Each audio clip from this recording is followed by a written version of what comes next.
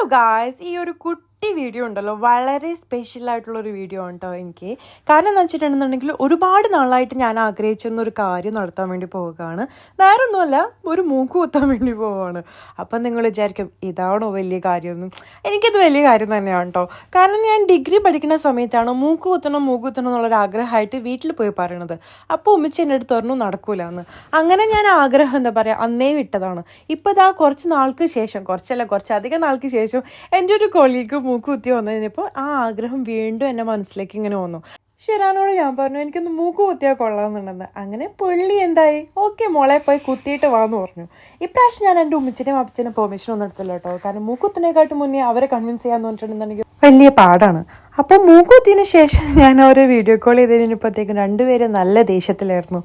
പക്ഷെ ഞാൻ പറഞ്ഞു ചില ആഗ്രഹങ്ങളല്ലേ, കുറച്ചാൾ കഴിയുമ്പോൾ ഞാൻ എന്തായാലും ഒരു കളയാന്ന് പറഞ്ഞപ്പോഴത്തേക്കും അവർ ഹാപ്പിയായി.